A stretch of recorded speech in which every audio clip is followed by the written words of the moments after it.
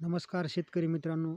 जे महा-डी-बी-टी अंतर्गत जी योजना राबविली जाते कृषी यांत्रिकीकरण वगैरे, ज्याच्यामध्ये जे आपल्याला मनुष्यचलित किंवा जे अवजार चलित जे यंत्र अवजारे आहेत, जे त्या ज्या ज्या आपल्या शेतकरी बंधूंनी जे खरेदी केले, पण ते बिलं वगैरे अपलोड जे केलेत, त्यांचे काही काही शेतकरी व मित्रांचे अर्ज, जे की ट्रॅक्टर असेल, रोटावेटर असेल, पेरणी यंत्र असेल, टोकन यंत्र असेल, तुमचं जे काय जे असेल ते महा-डी-बी-टीवर जर तुम्ही कागद अपलोड केले असतील, तर ते अर्ज एकदा परत एकदा चेक करून पहा. त्या एन्क्वायरी नंबरवरती त्यावरती चेक करून पहा, काय जेणेकरून आपला अर्ज टेस्ट रिपोर्ट, डीलर सर्टिफिकेट आणि असे कृषी यांत्रिकीकरण एक हमीपत्र, जे की PDF-मध्ये फॉर्मॅट नमुना असतो, तो सगळा सर्व अपलोड करून कागद पाहिजेत. नाहीतर अन्यथा आपला जे डेस्कला, जे कृषी अधिकाऱ्याच्या किंवा वरच्या डेस्कला, TAOच्या डेस्कला ज्या ठिकाणी अर्ज जातो आपला, त्यावेळेस तो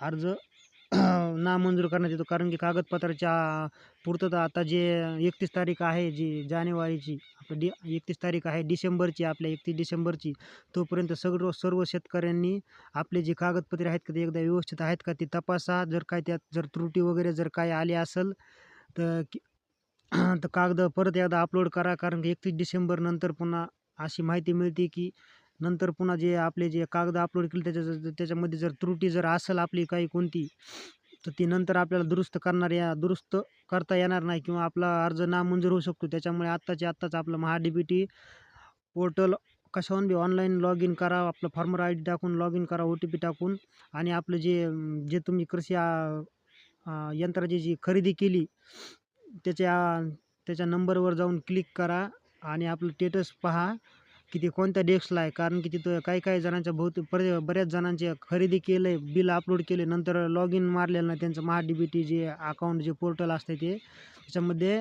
तुम्ही जर उदाहरणार्थ जर समजा ट्रॅक्टरचं जर करायचं असलं किंवा कुठल्याही कृषी यांत्रिकीकरणचं जर करायचं असलं, त्याच्यामध्ये टेस्ट रिपोर्ट, हमीपत्र, डीलर सर्टिफिकेट इत्यादींचा समावेश असणे आवश्यक आहे. तसेच आपली बँक पासबुक व आधार कार्ड अपलोड करणे आवश्यक आहे. धन्यवाद.